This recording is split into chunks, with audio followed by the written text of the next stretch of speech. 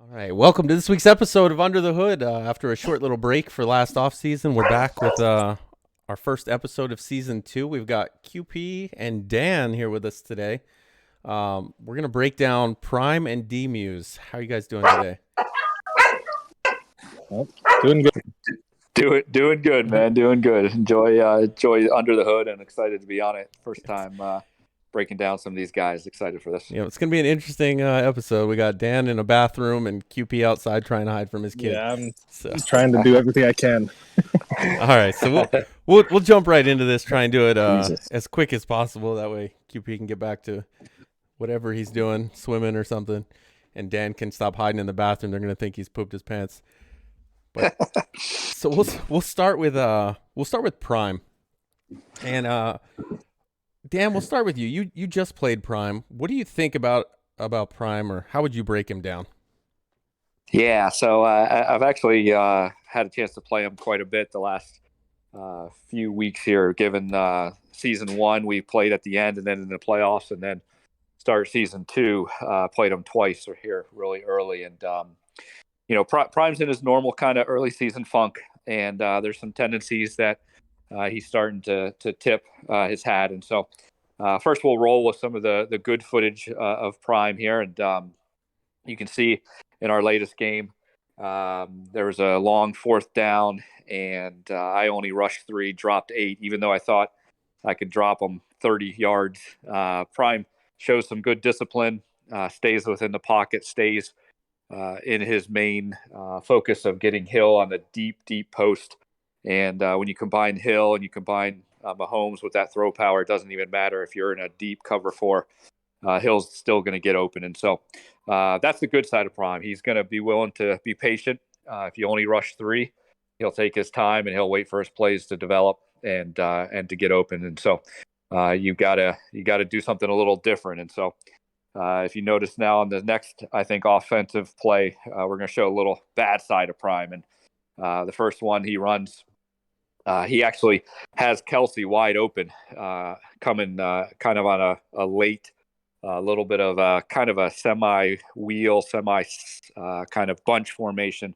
And he totally misses him, doesn't even see him, and then throws it into the corner into triple coverage, completely blew an easy touchdown there. And then the very next play, 3rd and 10, he just runs a very simple concept. One of Prime's things he does is doesn't really run a lot of complex plays, doesn't kind of run new stuff. So he's running a very simple play, and he doesn't really have anything open. He kind of locks in on a receiver. I don't even know what he saw was open, and decides just to throw it right to my user, and I get an interception. And so if you're playing Prime, one of the things you got to make sure you do is you got to take away that deep ball as best you can. And the best way to take away that deep ball is you got to rush 4.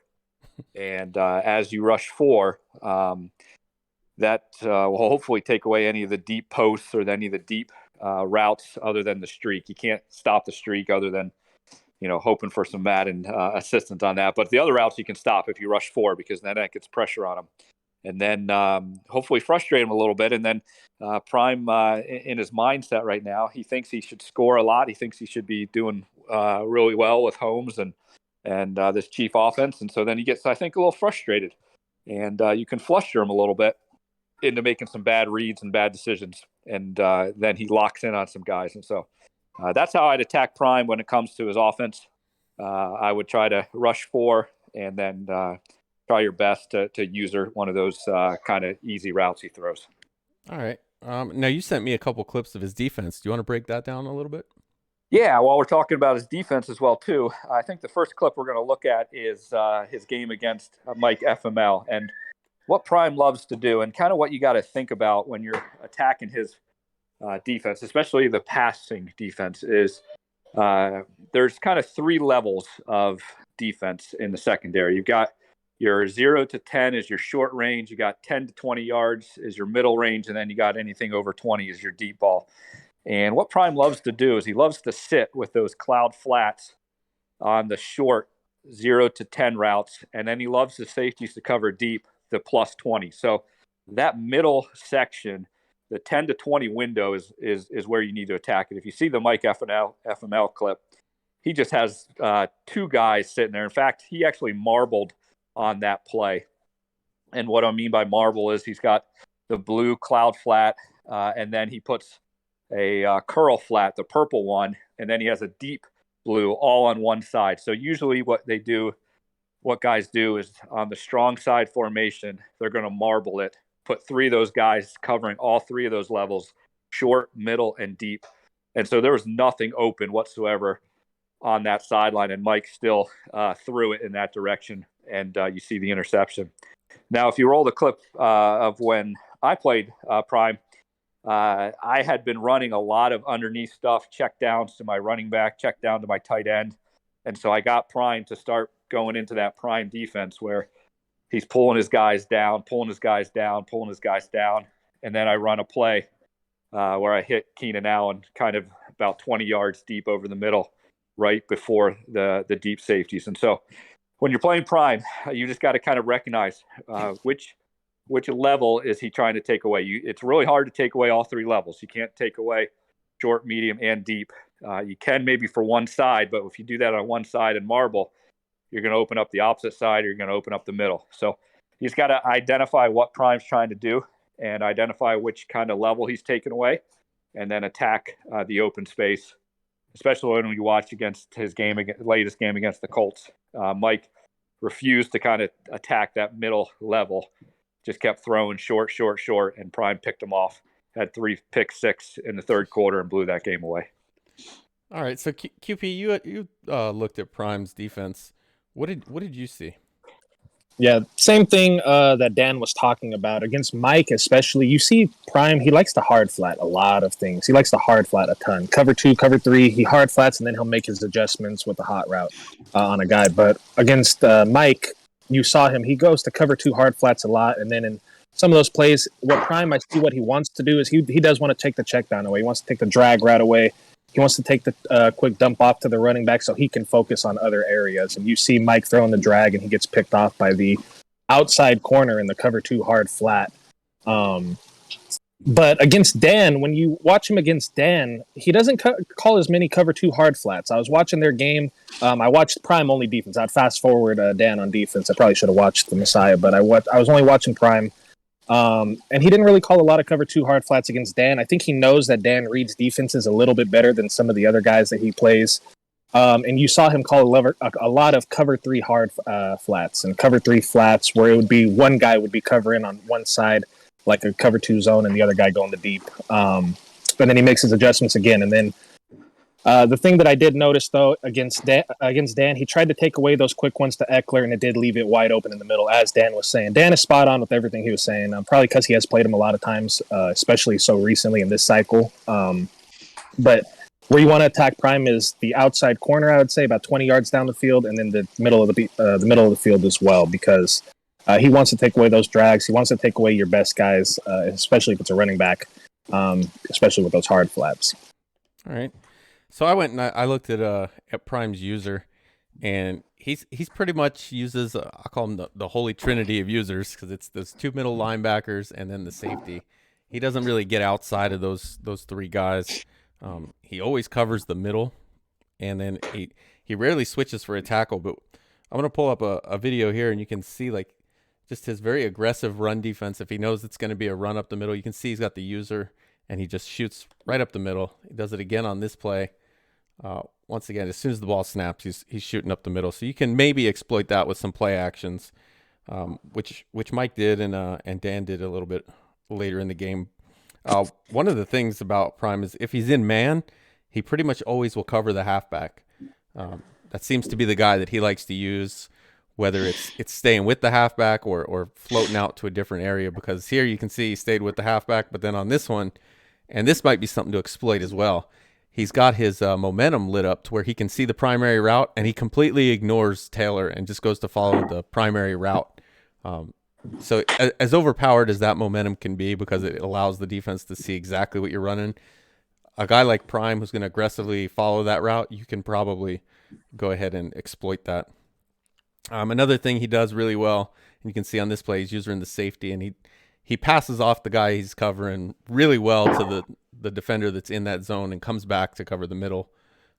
he generally is pretty good at that. But in this example here, you can see where he follows the second guy too far, leaves the curl in the middle of the field, and then Dan's able to complete it for an easy completion right there because no one was there, and with the change of direction, Prime can't quite get back. So those are just some tips for playing Prime. Next one we've got is Dmues. And Dan, do you want to break down what you saw from Dmues? Yeah. So Dmues is solid player. Made the Super Bowl last cycle. Not an easy guy to just to kind of game plan because he's going to do some different things. One of the things that I liked about him on the offensive end, I noticed as I was watching his game against the Packers, he's very patient. And he's going to take his time, and especially when you're playing against him in zone. And I think the clip we're going to watch is just him kind of taking his time, waiting for Cook to kind of stay open on a simple little curl route. He hits the right read, and then Cook does the damage the rest of the way. And so, if you're going to play him and you want to just sit in basic bland cover defenses, I think he's going to pick you apart. Now, the next clip is kind of where we see him get into a little bit of trouble. The Packers goes to a man, and he's got this second-year QB who doesn't have a lot of throw power, and he tries a very complex route where if you look at the play, the receiver never had outside position. The defender was playing on the outside the entire time, and the route was kind of like a post corner. And if you're going to run that play, you've got to have outside position, and he throws it. And with that weak throw power, that's a pick and goes the other way. And so the good news is he's very patient, but he can get impatient if you start to mix up your defenses. You start to bring a little pressure. You start to play some man. You get him to make quick decisions. And not only just quick decisions, but a lot of guys are really good at making a snap and throw decision. But I'm talking about not the snap throw, but the next window. So there's a snap throw decision, and then there's a patient.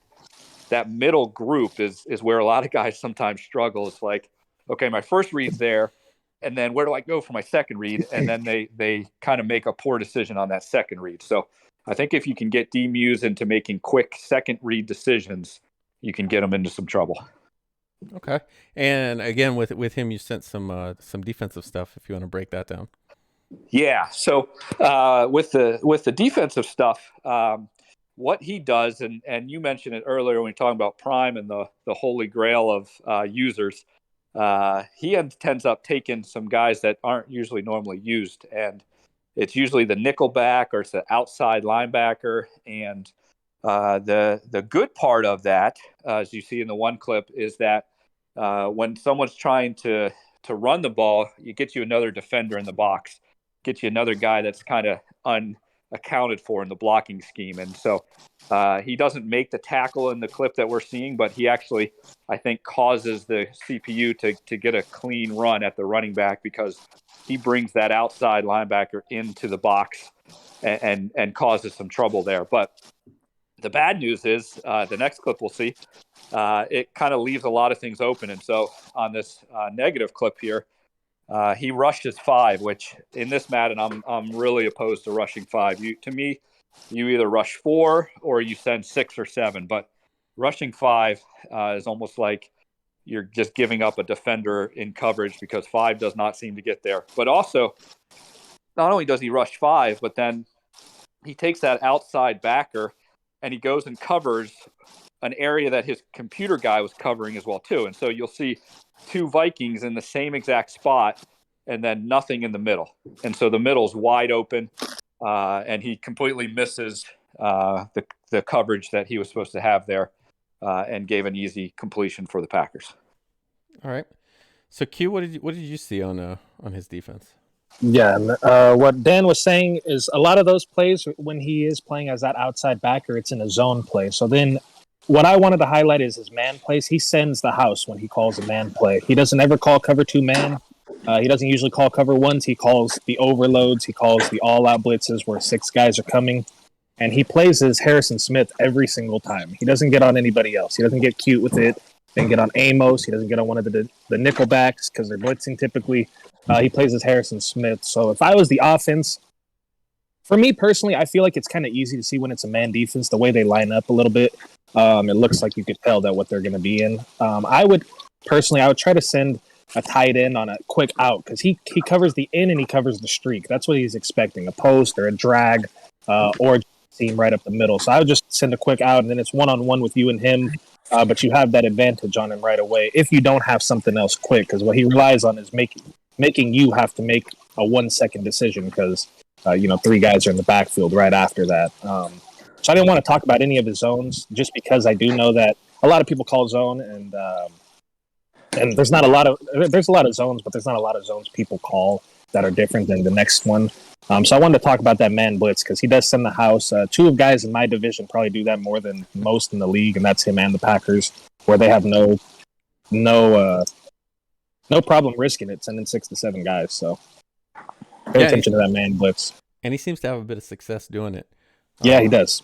But one of the things I wanted to bring up with his user, and you guys touched on it already, you can see in these clips that he does user the outside guy. He doesn't user that middle, and he tries to take away the outside, which is something you don't see a lot of people do, and definitely not as frequently as he does it. But you can see on these runs, like Dan was saying, he crashes inside almost immediately, and it does seem to do something with the line where it helps get another guy in there, whether it's just forcing him to go back inside where all the defenders are, or the offensive line kind of changes the way they play. But he always uses that outside guy and crashes in. And we saw it against the Packers. He got quite a few stops, especially on 3rd and 4th down. But the other thing he does is he does leave that middle vulnerable. And I actually pulled the same exact clip that Dan did for the same reason. He abandons the middle with the user. The user on that play was actually supposed to go to the outside, but he had 2 guys over there, like Dan said, and no one in the middle. So if he's using the outside, you can kind of pick apart the middle, whereas most guys, I try to avoid the middle if that's where the user is. If they have a good user. Yeah, I think he does that because he knows he has Eric Kendricks' lurker right there in the middle as the AI, so I think he likes to let that kind of roam and guard his middle as if it was another user right there. Yeah, and from what I saw, he doesn't user Kendricks very much. He will use him occasionally, but not often.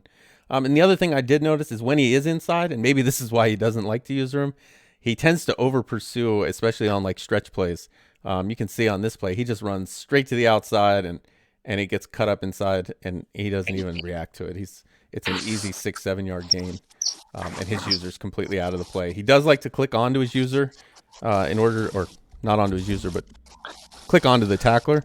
He will try to make user tackles as opposed to letting the computer do all the work, which is different than some of the guys. But that's pretty much what I saw from Dmues. I think we did a pretty good job breaking these guys down. And Dan, they're probably still going to think you blew up the bathroom because you were in there so long, sitting just short of 20 minutes. But maybe you can show them the video and prove that it wasn't you pooping. Hey, what I tell everybody out there too, like, part of the fun of the Madden League, and especially doing multiple seasons, is picking up on guys' tendencies. And so, if anyone's playing somebody and they want to pick our brains, feel free to DM us or ask us some questions. I always enjoy watching a good tape and trying to pick up some tendencies. And especially if anyone's playing Prime, let me know. I'll just tell you how to beat them. It's not too hard right now. All right. Well, QP, you got anything else you want to add? No, just another good one, and hopefully comment and see who the next 2 people are. We'd like to get on and study them. There you go. So, like QP said, leave comments of who you want next. Until next week, this has been Under the Hood. Thanks, guys.